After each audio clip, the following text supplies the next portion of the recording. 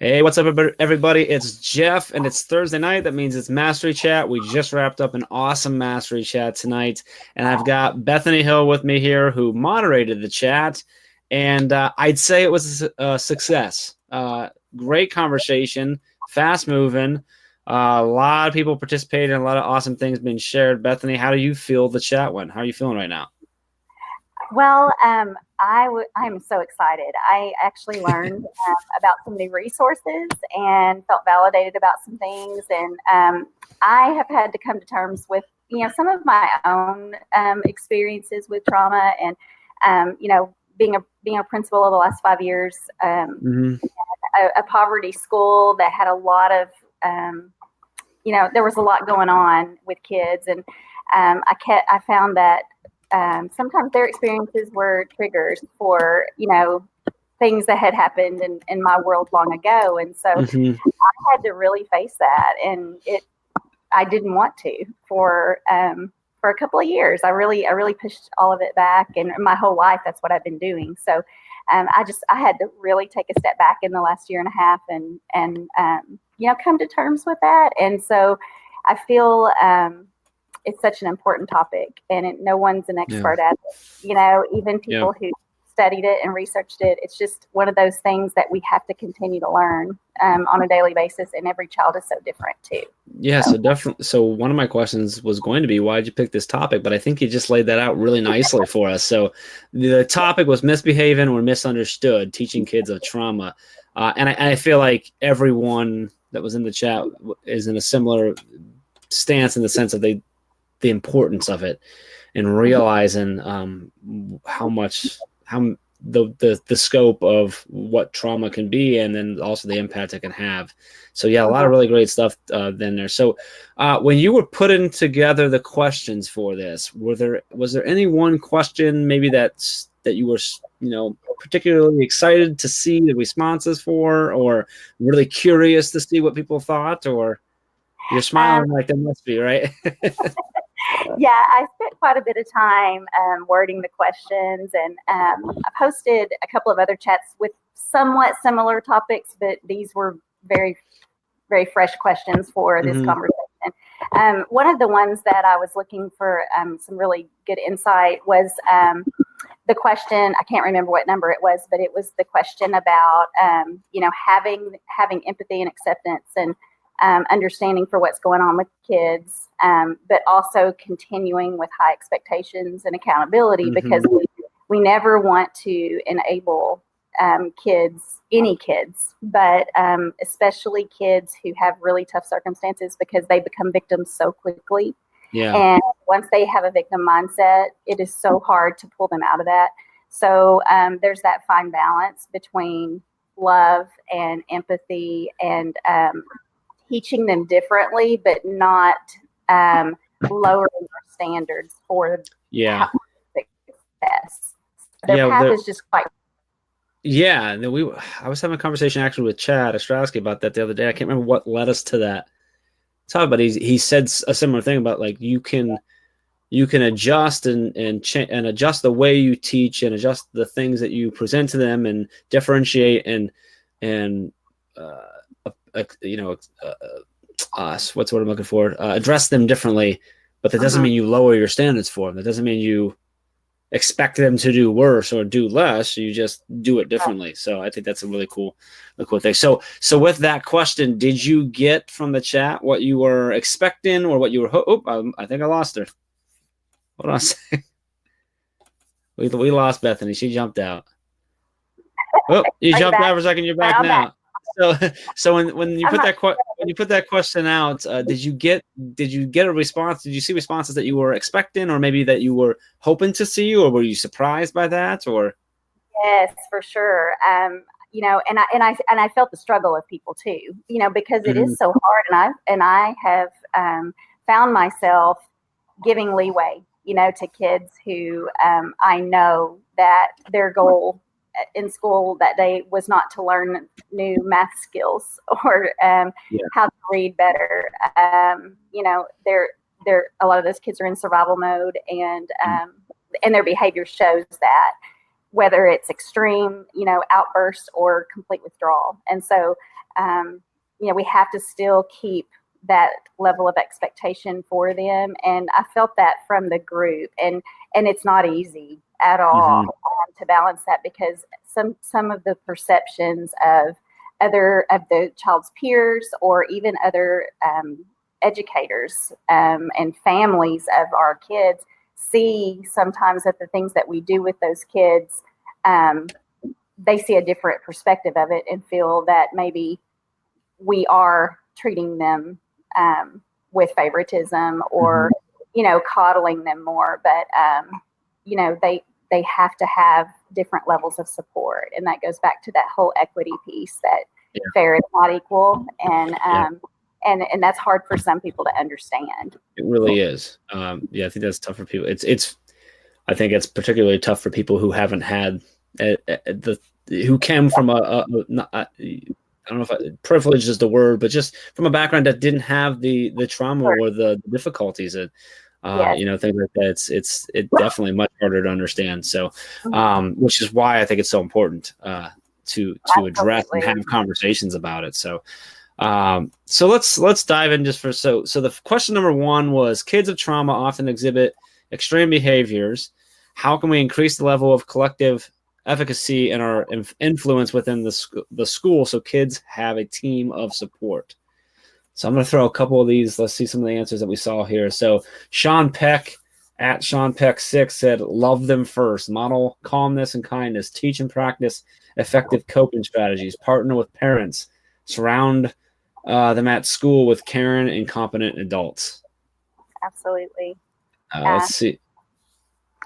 So, and the more people they have in their corner, the more adults, the better. And teachers need that. Teachers who are working with these kids with extreme behaviors, they will become so disheartened, and they turn inward on themselves, and to blame and to question their own level of efficacy. And so that's why it has to be a team of people. And even if teachers get burnout on having those same calls every single day, to have to go and spend a big chunk of time with kids. And although that's a big part of our job, we have to share that with some other people, because that child needs to feel supported by multiple adults in the building. I like how you say that it's not just about surrounding the student with that, but also the teacher and the team altogether. So Tammy, who's commenting down there, Tammy said, have a sufficient number of counselors, get everyone trained on trauma, make sure every student has at least one adult or more with which they can connect with and trust. Jay Hamilton said, training for teachers, but not just for teachers, but for students and families too. Our community needs the information so they can be part of the process. I like that. And Christine Bemis said, know the signs, get ongoing training about best practices in working with students who have trauma histories, and most importantly, be kind, forgiving, and support a setting that looks past the behaviors and provides action-oriented steps to help the student. So a lot of the answers for that were along those lines. It's all about building that of understanding and staying aware, staying educated, continuing to learn, and then building that system. You said we cannot wait for the training to come to us. If it isn't an option, we must educate ourselves, like going in mastery chat. Yeah, absolutely. And although that's it's not a level of training from a specific program or company. Sometimes conversations like this can educate us more, because people are talking about real struggles and real stories. And of course I know I have lots of conversations with my PLN people in Boxer and those back channels, without mentioning names, but just discussing struggles, with particular behaviors at school. And I'm on Facebook groups that do that. And I think I learned way more from that than I do, going to a training. And I try to catch everything I can on trauma-informed practices, and there are webinars and all kinds of things. But I think we just can't use the excuse of, we're not trauma informed, because there's too much information out there to not educate ourselves. Yeah, I think in this point of the world and the way we have access to so much, like if you're not grown and you're not educating yourself, that's a choice. It's not. Absolutely. Yeah. I mean, our admin hasn't done it because the state, we don't get any money. Our state, like, it's okay. It's free. The internet is, well, I guess not technically. You got to pay for internet. You got to get Wi-Fi. Go to the library. Whatever. Like, you know what I mean? It's basically free, right? You can do it. You can go get it. And there's so much free content out there. I absolutely agree with that. So, question 2 was, how can we accommodate students who do not come to school ready to learn? Christine from Floop said our students always come to school ready to learn. They're just not always ready to learn from our learning objectives. We can find what they can access so we can meet them where they're at. Maybe it's SEL work today or creative expression, but they can learn. Absolutely. That's a great comment. Oh, that is a great. Well, Christine's awesome, so that makes sense. Dave Schmidauer said, the same way we want others to accommodate us when we come to work not ready to work. Smiles, hellos, I notice yous, patience, space, and acceptance. I've seen too many times kids forced into compliance, which escalates to removal very quickly. I agree with that, yes. Yes. And, the removal of a child from a classroom, it's so tough because sometimes that's their goal and they want to be taken away from their situation. They want to avoid, they want to escape. And so, the goal is for them to stay. And I believe in that push-in model of a teacher calling for help, texting, something like that, not sending kids to the office, but us going out to them. I'm usually not in the office anyway. I'm usually out and about. So if I get that quick message, I can run by and I can go into the classroom. And sometimes it's even better to send the class out and send the teacher, send them on an excursion somewhere for a few minutes and, let the child regulate and then bring them back. That can't happen on a daily basis, of course, but sometimes it can be very effective depending on the situation. And so, the more aware we can make the kids of how they're affecting their surroundings and have them feel that helps. It's not about making them feel guilty or shaming them, but just making them own the responsibility of the fact that they are impacting others in a negative way, and it's making people not feel safe. Because one thing kids do understand is safety, because every kid longs for it, and adults do too. It's human nature. So, and those kids that when they get to that, they're not. If their goal to get out of the classroom isn't necessarily because they really don't want to learn, it's because there's underlying causes there. So by pulling them out, that gives them that escape hatch of, I just need to do this every day, and then I can feel comfortable because I'm not comfortable in my class because I struggle. So if we can understand that, then we can start looking for the ways to make it so that they're not struggling in the class, that they're not frustrated in the class, so that they don't want to leave. So then they don't pull that escape hatch by acting out, and then they're not disrupting. So it's such an important conversation. So I'm gonna go 3. I think we hit on 2 pretty good. I took a lot of screenshots of 2, and like nothing of 3. I'm not super consistent with my screenshots. Some days I'm really on top, and some days I'm like, nah, very good. Did I not take any of? I did like nothing on question 3. So question 3 was, many students exhibit lack of executive functioning, which can lead to outbursts. How can we support development of executive functioning by embedding it into our daily instruction routine? So I'm just going to make you answer this one. or did you see any answers for question 3 that you were like, oh yes, like I'm trying to remember. I should have grabbed more of those. I saw you several times where like, yes, I love this 100 times over and things like that. So, but when that comes, how do we do that? Well, I have noticed that executive functioning is directly related to some of the frustrations that kids have, and even kids who don't necessarily have a world of chaos, as far as trauma or their home environment or whatever it may be. Some kids still have brains that are just running, they're racing, and they move from one thing to another so quickly. And so retaining information, staying organized, keeping materials together, sequencing their, task, if it's a writing task or steps they have to follow to solve a problem. Those things are not easy for kids that have so much going on in their mind. And so anytime that we can put things out there visually for them, when we can give them their own way to check things off of a list. For littles, visual schedules are huge because kids will feel much more safe if they know what's coming, and so if there's a lot going on in the schedule, and sometimes these kids are pulled out a lot, whether it's a therapist or to, for learning intervention or whatever it may be. So the more they are pulled out, the more transitions they have, and transitions are stressful, so those kind of things are heavily supportive for those kids who just have a jumbled mind and have too much going on to separate things into manageable tasks. And so they see the big picture, and it's so overwhelming to them. So anytime we can break it down, they can see that, they can accomplish, they can attack that task, check it off their list, move to the next task. And so to me, that's very important. And I'm a list maker myself, so I kind of understand that. I sometimes write things on a list so I can check it off. I'm the same. Yep. Same way. Yeah. So it really works for kids as well. Yeah.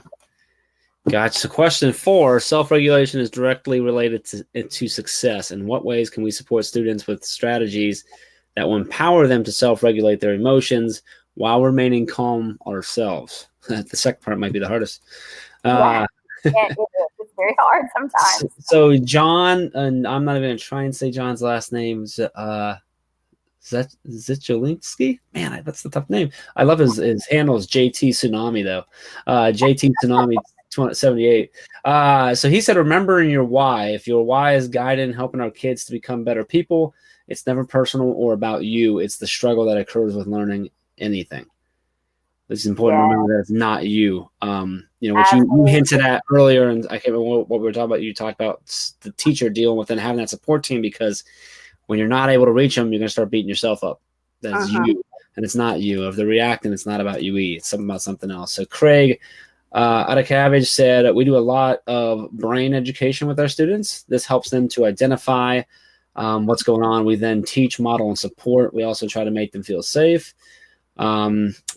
Jody Britton said, if we design learning experiences for kids that are of high quality, they will have authentic practice and self-regulation, self-direction, and more. We can't add it on. Self-regulation fails when it conflicts with instructional practices. Kids get confused, frustrated. So she's talking about really like blended it in there. What were your thoughts on that? I'm not sure if I grabbed your answer or not.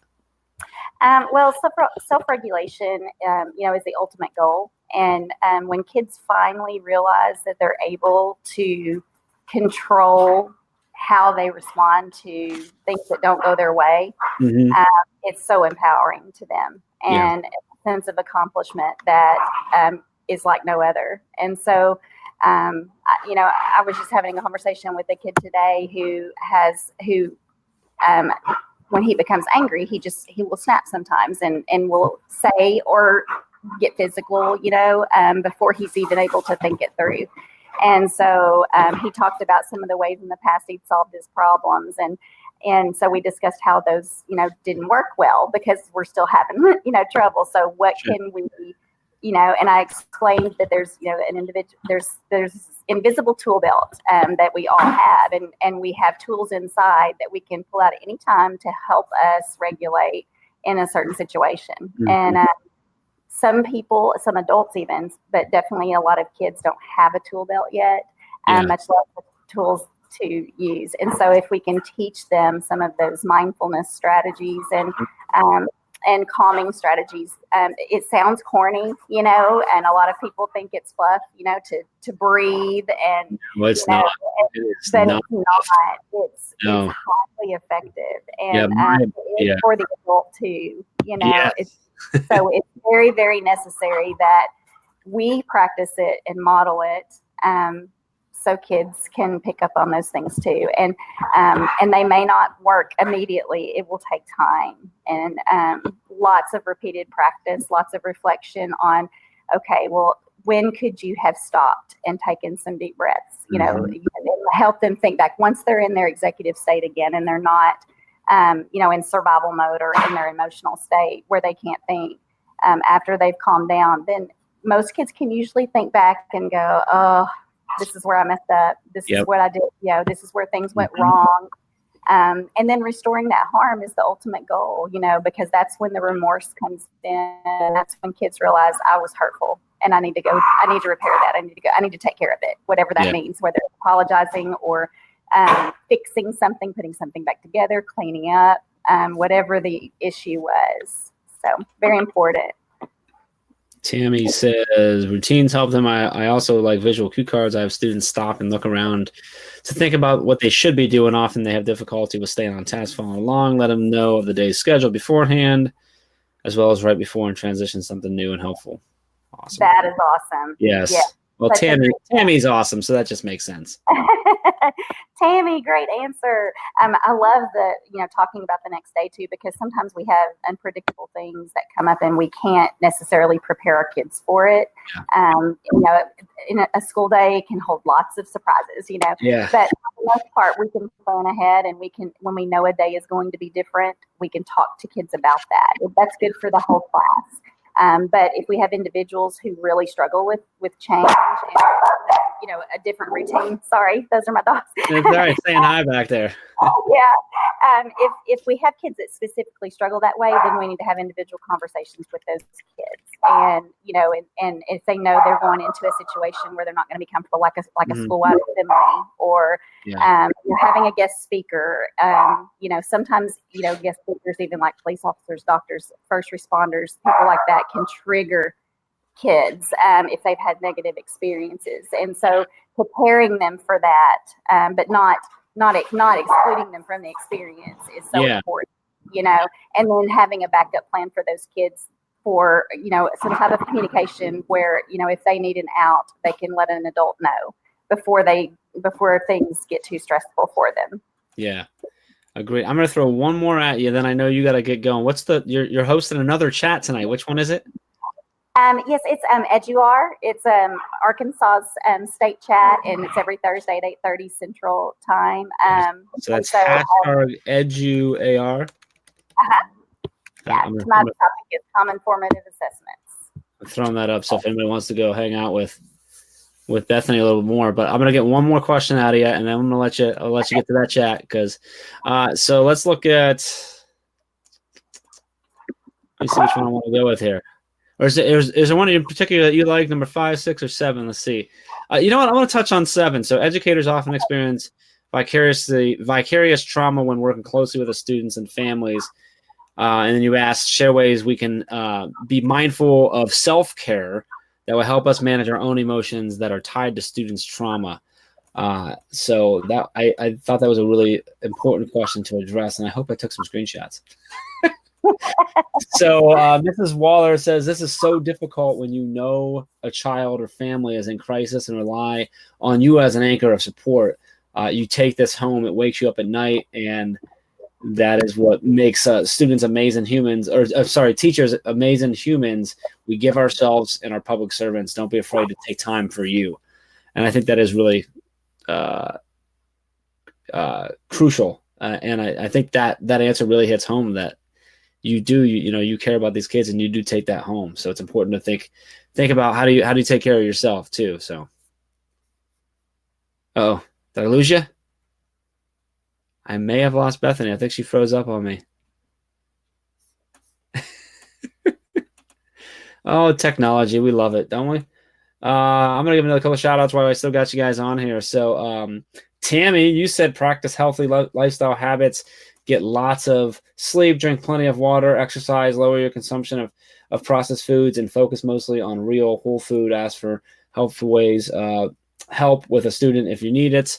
I think you really touched on a lot there is Tammy is focusing on that healthy lifestyle because that has an impact on so many other things of your day. And she's back. We got you here. Yeah, sorry. Yeah, so I was just I was just reading off. So Tammy gave us another awesome answer on her tweet that you need to practice that healthy lifestyle. So she talked about drinking a lot of water, getting exercise, make sure you're getting sleep, eating good foods, just staying healthy overall. And I was just touching on the fact that that's so crucial because your health affects so many other things. And if you have more energy, you're less likely to get beat down. You're less likely to give up on that kid who really needs you to fight through and go through like that. So I thought that was an awesome answer.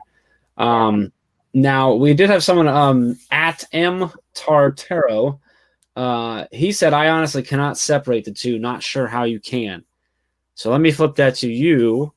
How, and this is what we'll do. This is the last one I'm going to throw at you, but how can we do that? That's such a hard thing to separate yourself and to focus on yourself, and sort of you're giving yourself that permission to take care of you when all you can think about is those kids or that kid or that group of kids. So how do we do that, Bethany? How do we separate the two?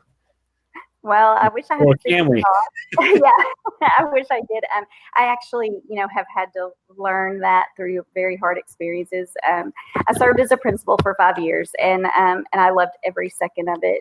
It was such an amazing experience, and I miss that. I'm an assistant principal now, and I'm at a different school. I had to take a step back, which was, that was kind of a major intervention that I had to do for myself. I was unable to separate it.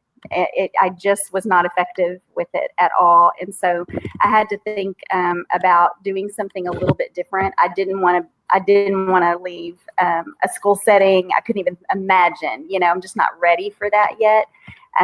But the opportunity came along for me to transition to work with a principal that I had worked with in the past. I was her instructional coach, and I knew that we would make a great team and be solid together. And so I took advantage of that and actually, stepped down from principal. And so I don't regret that. I miss my school and I miss my kids from there and the staff from there.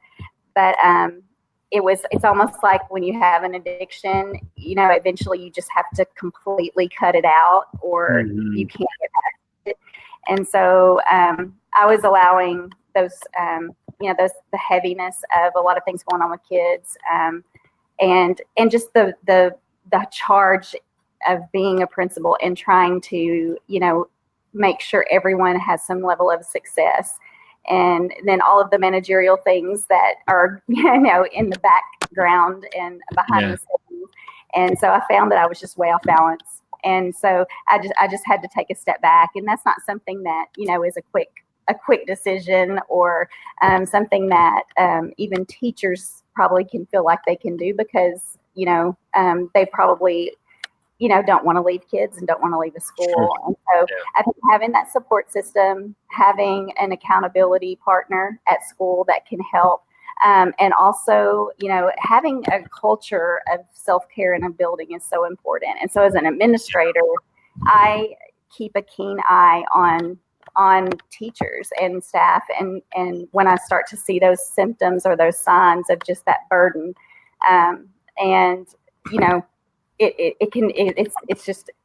it can destroy a teacher if they don't have a support system. So when admin can come in and intervene and provide some relief and some support, and sometimes just let them just listen, it makes a big difference. So I am able to do that in my role as an assistant principal too. And it was one of the things that I enjoyed as a principal, was to be able to be there for that level of support, for anybody who needs it, whether it's kids or adults or families of children who are struggling. So I can still do that in this role, but I have a little bit less burden on my shoulders, and there was a lot of guilt with that, but I had to let something go. And so I encourage teachers to think about that too.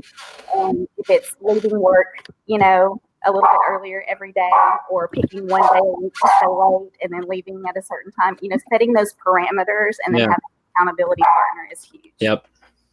Yeah, you got to make it that priority. So yeah, that's good. That was a good answer. Nice work on that one. All right, so we're gonna let you get off to your hashtag EDUAR chat. So if you guys want to go hang out with Bethany more, you can do that. If you want to check her out, we figured we I had to look it up because I forgot when it was, but Bethany was a very early guest on the Teach Better Talk podcast, episode 17. I think we just released 104, 105. So like that was a long time ago, but great episode. So I'm throwing that up on the screen so you guys check that out. We'll be back next week, Master Chat, same time, 8 o'clock Eastern, and we've got David Schmidauer leading us. I can't remember for sure, but I'm pretty sure we're talking about Bold Humility, which is his new book out, and we're going to base everything around that. So we're super excited to have David out. He and Chad will be going live afterwards, a recap, so he'll be able to talk all kinds of cool stuff. So super excited about that. So Bethany, thanks for leading us in the chat tonight. Thanks for everyone who commented there, and we will see you all on Twitter. Bye.